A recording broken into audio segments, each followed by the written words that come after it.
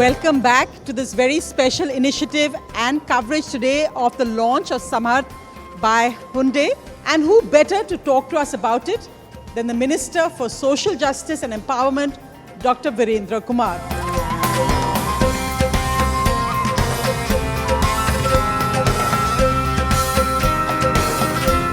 तो आपको बताऊं दर्शकों, यहाँ पर डॉक्टर वीरेंद्र कुमार अपनी सादगी के लिए जाने जाते हैं। सामाजिक न्याय और अधिकारिता मंत्री हैं ये, सोशल जस्टिस एंड एम्पावरमेंट। तो आज का जो विषय है जिस पे हम चर्चा कर रहे हैं, उसके लिए शायद सबसे महत्वपूर्ण व्यक्ति आप यहाँ पर मौजूद हैं सर। बहुत बहुत धन्यवाद समय निकालने के लिए अपने इस बिजी शेड्यूल में। आपका क्या नज़रिया है, आपका जो मंत्रालय है किस ओर किस तरह से आगे बढ़ रहा है कि इनके जीवन को सुगम बनाया जाए? हमारा मंत्रालय जो अपने देश की करुणा, मानवता, सहानुभूति, जो हमारे भारतीयता के भरे हुए सिद्धांत हैं, उन सिद्धांतों को पूरी तरह से आत्मसात करता हुआ दिव्यांगजन हमारे समाज के महत्वपूर्ण अंग हैं। और देश के प्रधानमंत्री आदरणीय नरेंद्र मोदी जी के द्वारा पहले इनको तरह तरह के शब्दों से संबोधित किया जाता था, लेकिन उन्होंने जो दिव्यांगता शब्द से संबोधन दिया, उससे मैंने देखा कि मैं देश भर में अनेक स्थानों पर जाता हूँ, दिव्यांगजनों के बीच में जाता हूँ, उनको जो आत्मिक प्रसन्नता का भावना उनके अंदर जो आई, उसको शब्दों में व्यक्त नहीं किया जा सकता। उनको ये लगता है कि हमारा कोई अपना है जिन्होंने हमको हमारी भावनाओं को समझने का, हमारी भावनाओं को स्पर्श करने की पहल की है। और आदरणीय प्रधानमंत्री नरेंद्र मोदी जी ने दिव्यांगजनों के लिए दिव्यांगता अधिकार अधिनियम 2016, इसमें दिव्यांगजनों के लिए जो सरकारी नौकरियों में आरक्षण है, बहुत सारे बदलाव किए गए। तो उसमें 3% से बढ़ाकर 4% किया गया। शासकीय मान्यता प्राप्त जो स्कूल हैं उसमें भी आरक्षण 3% से बढ़ाकर 5% किया गया। जो दिव्यांगता की श्रेणियां थीं, 7 श्रेणियां, उन 7 श्रेणियों को बढ़ाकर 21 किया गया। यानी अब 21 तरह की श्रेणियों को उसमें दिव्यांगता में शामिल किया गया, जिससे बड़ी मात्रा में दिव्यांगजनों को शासन की योजनाओं का लाभ मिल रहा है, वो आगे बढ़ रहे हैं। जो आपने योजनाओं की बात की, अगर कुछ साझा करना चाहें, क्योंकि यहाँ पर हम जिस तरह से अगर पूछना चाहें, 3 कदम अगर आप चाहें बताना चाहें कि जिस ओर आप आगे बढ़ रहे हैं और जो लोग जागरूक हों समाज, क्योंकि जब आप नेतागण बोलते हैं तो लोग सोचते हैं, समझते हैं और उस पर आगे बढ़ते हैं। दिव्यांगजनों के जीवन में उनके एक तो शैक्षणिक क्षेत्र, सार्वभौमिक सुगम्यता, समावेशी शिक्षा और प्रशिक्षित पुनर्वास कर्मी। नई शिक्षा नीति के माध्यम से इस दिशा में काफ़ी सार्थक पहल प्रारंभ की गई है और कक्षा 1 से लेकर 6वीं कक्षा तक की पुस्तकों का भारतीय सांकेतिक भाषा में उसका रूपांतरण किया गया।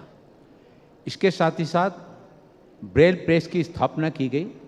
इस ब्रेल प्रेस की स्थापना से जो हमारे दृष्टिबाधित छात्र हैं, ऐसे दृष्टिबाधित छात्रों को ब्रेल लिपि के माध्यम से अपने शिक्षा के अवसरों को आगे बढ़ाने का एक अच्छा अवसर उनको प्राप्त हो रहा है। और आरसीआई के माध्यम से हम पुनर्वास कर्मियों को प्रशिक्षित करके ताकि उनके जीवन में सुगमता लाने के प्रयासों को और भी गतिशीलता के साथ में कैसे आगे बढ़ाया जा सकता है। साथ ही साथ हमारी जो योजना है कि शिक्षा के साथ ही साथ दिव्यांगजनों को कौशल विकास के ट्रेनिंग प्रोग्राम के साथ में जोड़ करके उनको एक और जहां शिक्षा के क्षेत्र में आगे बढ़ाया जाए, वहीं शिक्षा के साथ ही साथ स्किल ट्रेनिंग के प्रोग्राम के साथ में जोड़ करके उनके अंदर एक स्वावलंबन का भाव उनके अंदर लाने के लिए उस दिशा में भी हम सार्थकता के साथ में कदम आगे बढ़ा रहे हैं। और एक नई तरह की शुरुआत और इसके साथ जोड़कर की गई है दिव्य कला मेला।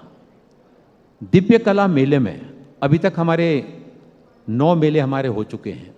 इन दिव्य कला मेलों में हमारे दिव्यांगजन देश के अलग अलग हिस्सों में अलग अलग तरह की चीज़ों को बनाते हैं, लेकिन वो अपने गांव में या शहर के हिस्सों में एक स्थान पर बैठे रहते थे। उनके द्वारा निर्मित वस्तुओं को विक्रय के लिए प्लेटफार्म नहीं मिल पाता था। ये दिव्य कला मेले के माध्यम से दिव्यांगजनों के द्वारा निर्मित वस्तुओं को विक्रय के लिए एक सशक्त प्लेटफार्म उपलब्ध हो रहा है। वहीं इसको ई कॉमर्स के साथ में भी जोड़ा जा रहा है। तो शासन के प्रयासों से इस सुगम्यता के क्षेत्र में जो कदम आगे बढ़ाए गए हैं, सुगम्य भारत अभियान, बाधा रहित भारत। तो doctor Kumar, these are very important initiatives, but जैसे आज जो disability right advocates आए थे, they said what they want, the main thing is inclusivity और accessibility. जैसे रेलवे स्टेशन पे, जैसे एयरपोर्ट्स, जैसे if they want to go and see a movie, how accessibility to cinema halls, simple things like access to public toilets. How can the government help in making even monuments accessible to people who are disabled? आपने बहुत अच्छी बात पूछी है। इसके लिए सुगम्य भारत अभियान को जो काफ़ी सक्षमता के साथ में आगे बढ़ाया जा रहा है। केंद्र और राज्य सरकार के लगभग 1700 भवनों को पूरी तरह से सुगम्य बनाया गया है। 35 अंतर्राष्ट्रीय हवाई अड्डों को सुगम्य बनाया गया है। 55 घरेलू हवाई अड्डों को सुगम्य बनाया गया है। 709 रेलवे स्टेशन उनको सुगम्य बनाया गया है।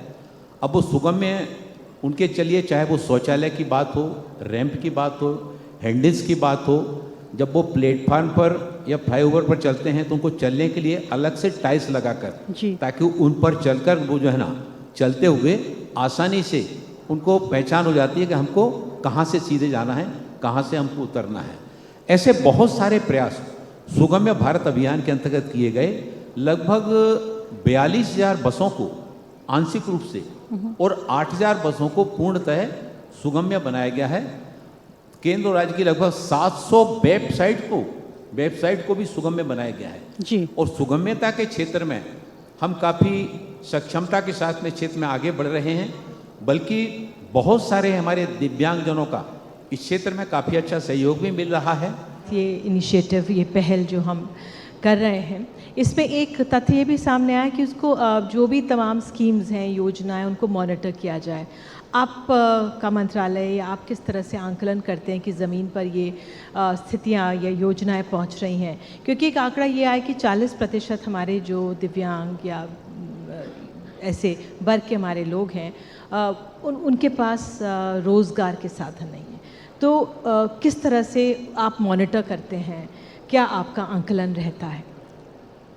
हम इसके लिए राज्य स्तर पर, जिला स्तर पर और राष्ट्रीय स्तर पर हमारी एक और कार्यशालाओं का आयोजन करते हैं, सेमिनार का भी आयोजन करते हैं और जागरूकता सृजन के भी कार्यक्रमों का आयोजन किया जाता है, जिससे कि दिव्यांगजनों को एक और तो शासन की योजनाओं की जानकारी मिल सके, उन योजनाओं को वो लाभ उठा सकें और अपने साथ ही साथ बाकी दिव्यांगजनों को भी उन योजनाओं के साथ में जोड़कर अपने जीवन में आगे बढ़ने के लिए मार्गदर्शन करें।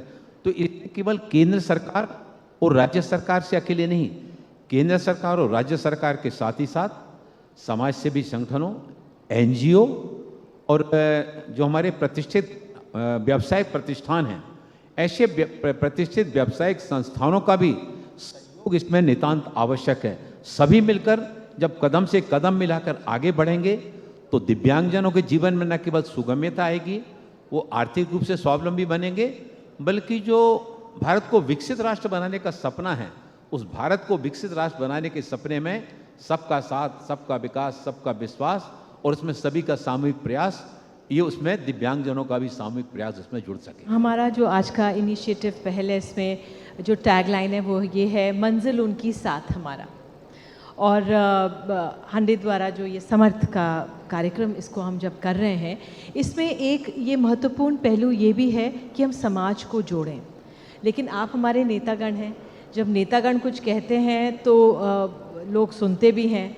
आप अगर वापस जाएंगे अपने मंत्रालय में, 3 क्या चीज़ें तत्कालिक तौर पर करना चाहेंगे जिससे ये इनिशिएटिव आगे बढ़े, और जो समर्थ के साथ भी आप उनको क्या कहेंगे कि आप क्या होना देना चाहते हैं इस कार्यक्रम द्वारा, इस इनिशिएटिव द्वारा?